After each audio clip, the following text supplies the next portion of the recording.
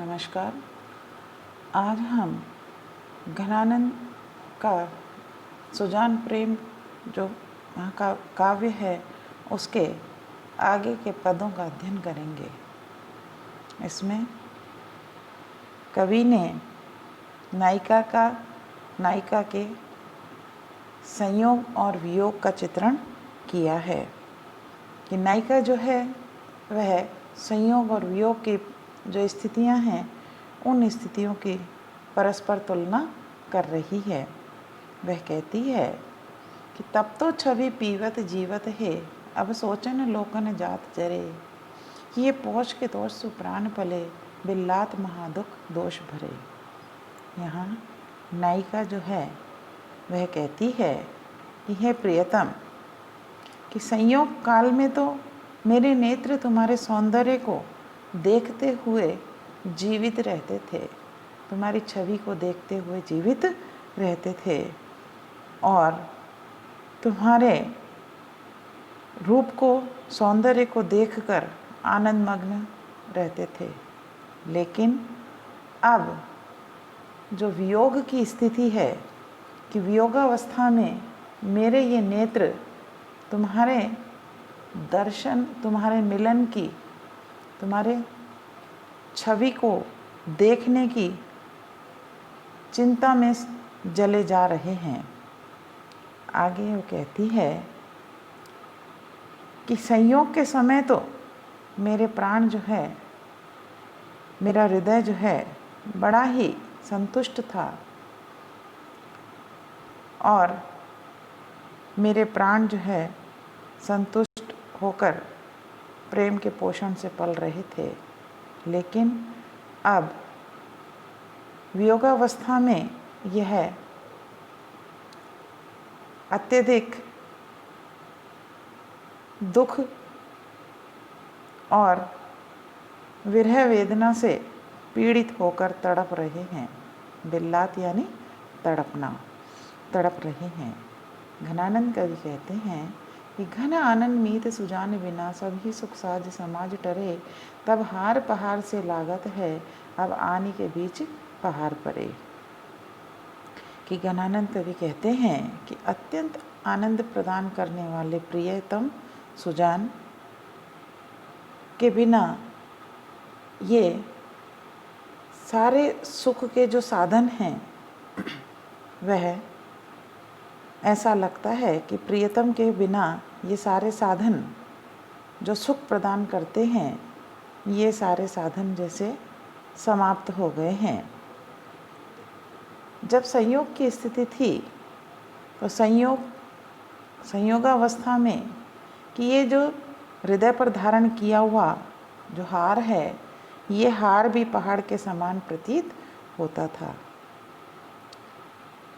और अब वियोगावस्था है तो इस वियोगावस्था में कि मेरी जो व्यथा है, मेरी जो पीड़ा है, वह बीच में आकर पहाड़ के समान व्यवधान बढ़ाने वाली है। कहने का तात्पर्य है कि विरह अवस्था, वियोग अवस्था के कारण प्रियतम से मिलान में बाधा उत्पन्न हो गई है, इसलिए यह वियोग काल जो है अत्यंत असहनीय हो गया है। आगे कवि कहते हैं कि भय अति निठुर मिटाए पहचानी नारी, याही दुख हमें जग लागी हाय हाय है, तुम तो निपट निर्दयी गई भूली सुधी, हमें सूल सेलनी सो क्यों हूँ न भुलाए है। अब यहाँ पर नायिका जो है वह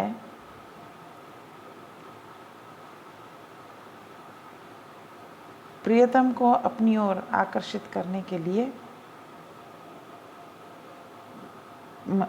करने का प्रयास करते हुए कहती है कि हे प्रियतम, तुम अत्यंत निठुर यानी कठोर, अत्यंत कठोर हो गए हो और अब तुमने मुझसे अपनी पहचान को ही मिटा दिया है। और आगे कहती है कि इसी यही यानी इसी दुख से हमें, कि इसी दुख से मुझे हाय हाय की रट लगी हुई है। आगे वो कहती है कि तुम तो अत्यंत निपट यानी अत्यंत, निर्दयी यानी निर्दय, कि तुम तो अत्यंत निर्दयी हो, इसलिए तुम्हें हमारी जरा भी सुध नहीं है, कि तुम हमें हमारी सुध जो है वह भूल गए हो। आगे कहती है किंतु हमें तो तुम्हारे कि प्रेम के कारण यह जो विरह वेदना प्राप्त हुई है, यह विरह वेदना की कसक जो है वह बरछे के समान, सूल यानी सूल सेलनी यानी बरछे की जो चुभन है, कि बरछे की चुभन के समान प्रतीत हो रही है, उसे हम कैसे भूल सकते हैं। आगे कहते हैं कि मीठे मीठे बोली ठगी पहले तो तब, अब जिए जारत कहाँ धौ कौन न्याय है। कि सुनी है कि नाही यह प्रकट कहावती जो काहू कल पाए है, सो कैसे कल पाए है।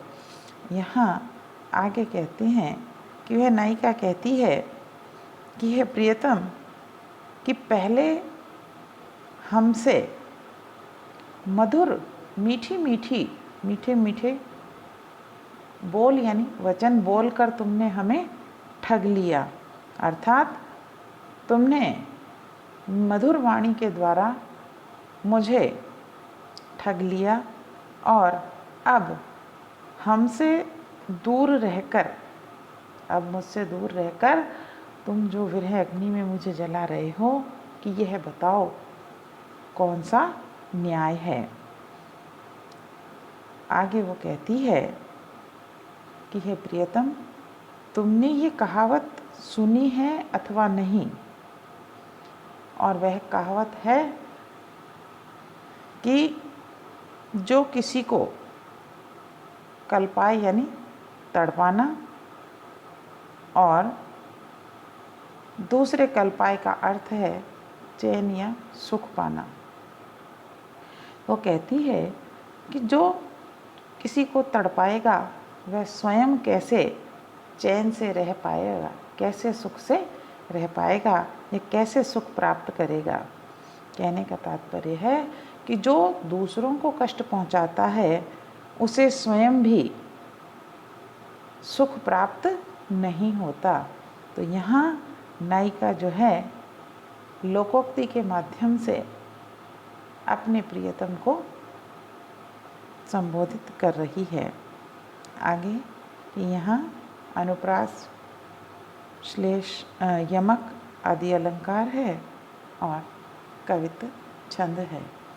आगे सवैया कि मीत सुजान अनीत करो, जिन हाहा न हूजिए मोहे अमोहे, डीठी को और कहूँ नहीं ठौर फिरी, द्रग रावरे रूप की दोही।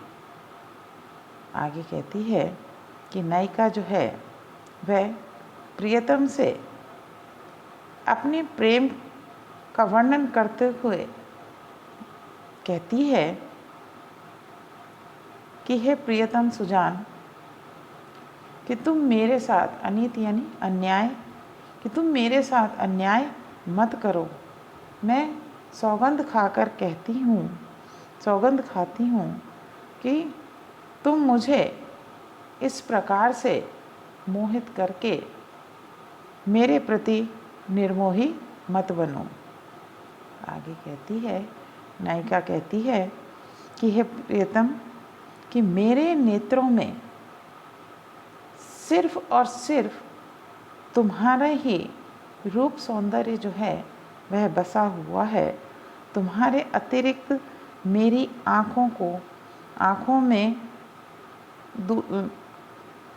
दूसरा मतलब तुम्हारे अतिरिक्त यह किसी और को देखना ही नहीं चाहते, या यूँ कहें कि मेरी ये जो दृष्टि है कि तुम्हारे रूप के अतिरिक्त किसी और पर दृष्टि नहीं जाती, वो कहती है कि सिर्फ और सिर्फ मेरे नेत्र जो हैं तुम्हारे ही रूप सौंदर्य को देखना चाहते हैं।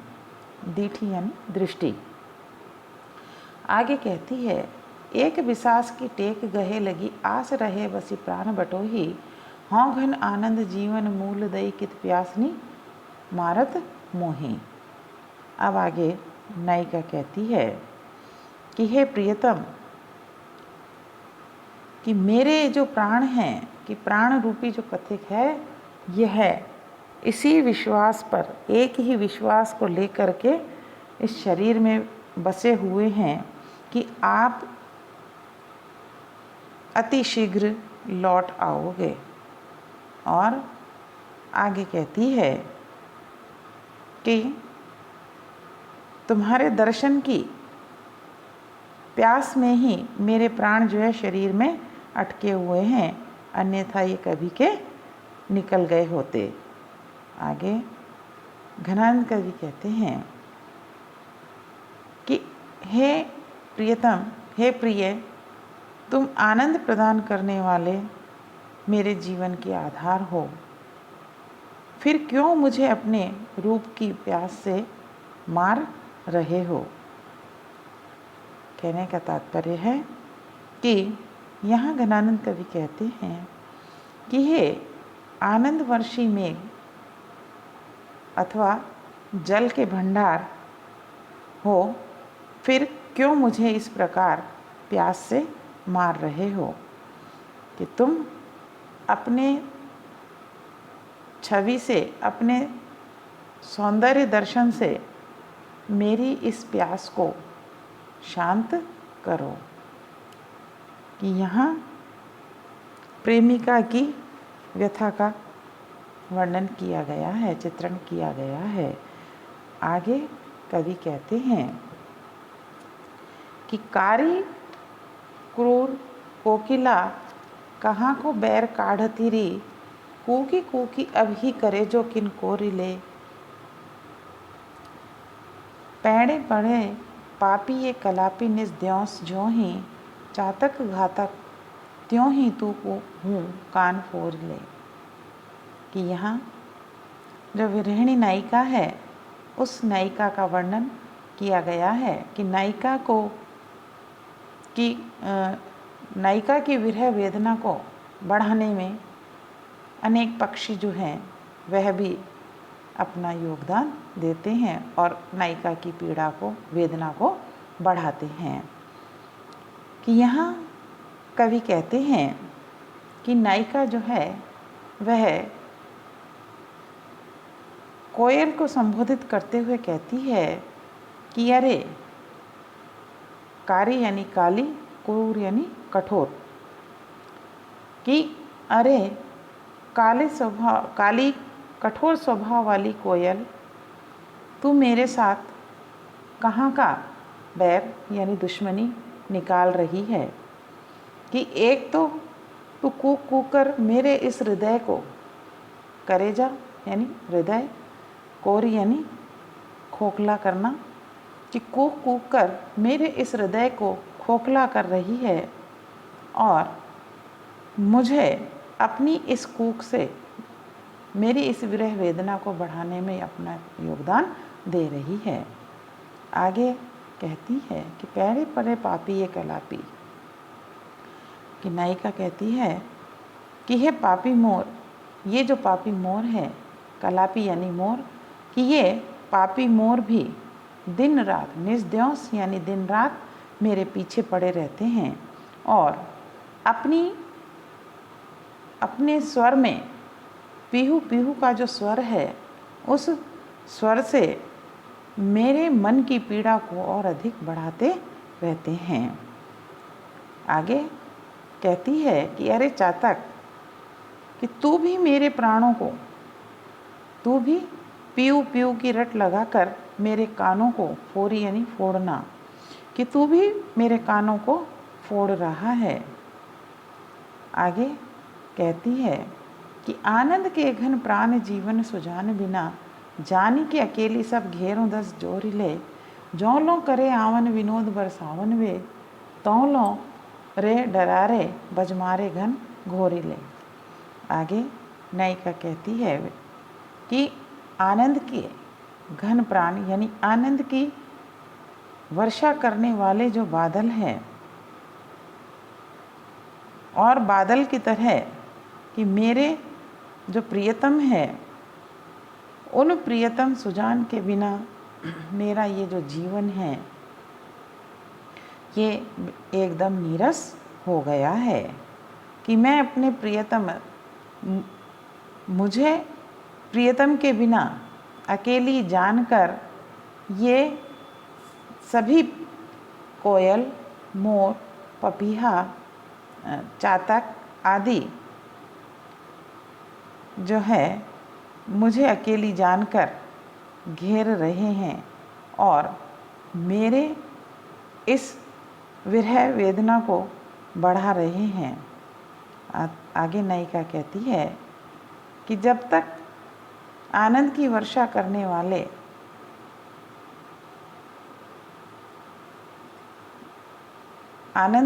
करने वाले मेरे प्रियतम आएंगे तब तक ये सभी मुझे डराने वाले हैं और बादल जो है घनघोर गर्जना करके मुझे डराते रहेंगे। तो इस प्रकार नायिका मोर, कोयल, चातक आदि सभी को अपना दुश्मन मानती है। आगे कवि कहते हैं कि बहे मुस्क्यानी बहे मृदु बतरानी बहे लड़कीनी बानी आनी और में अरती है। बहे गति लैन और बजावनी ललित बैन वह हंसी दिए हेरा तेना टरती है। कि अब यहाँ पर कवि जो है वह नायिका के माध्यम से कि श्री कृष्ण की जो चेष्टाएं हैं या यूँ कहें कि श्री कृष्ण की जो मुद्राएं हैं उन मुद्राओं का स्मरण करते हुए कहती है कि बहे मुस्क्यानी कि मुस्कुराना कि नायिका कहती है कि प्रियतम सुजान की वह मधुर मुस्कान उनका वह बड़ी ही मंद मंद मधुर बातें करना, उनके जो हाव भाव है उन हाव भाव का उनके चंचलतापूर्ण स्वभाव का स्मरण आते ही कि हृदय में उनकी वे छवि अड़ जाती है। कहने का तात्पर्य है कि श्री कृष्ण की मधुर स्मृति जो है, मधुर मुस्कान, उनकी चंचलता, उनकी बात करने की जो कला है वह मेरे हृदय पर आकर छा जाती है। आगे कहती हैं कि उनका वह ताल स्वर के साथ साथ अंग का संचालन करना अर्थात नाचना, सुंदर ढंग से बजावनी यानी बजाना, बांसुरी बजाना और हंसते हुए देखना वह मेरे हृदय से टलता नहीं है। टरती यानी टलना, कि टलता नहीं है। आगे कहती है कि बहे चतुराई से चिताई चाहने की छवि, बहे छलताई न छिनक बिसरती है। आनंद निदान प्राण प्रीतम सुजान जू की सुधी सब भातिन सौ बेसुधी करती है। आगे नायिका कहती है कि प्रियतम का श्री कृष्ण का इस प्रकार नाचना, बांसुरी बजाना और चतुराई के साथ जो देखने की छवि है, जो चाहने की छवि है और वह उनकी छलताई यानी उनका जो छैलापन है वह एक क्षण के लिए भी नहीं भुलाया जाता है। आगे वो कहती है कि इस प्रकार आनंद निधान कि आनंद प्रदान करने वाले या यूँ कहें आनंद के आधार प्राणों से भी अधिक प्रिय सुजान की स्मृति आती रहती है और कि उनकी स्मृति आते ही मैं बेसुध हो जाती हूँ। और इस प्रकार नायिका जो है वह अपने प्रियतम की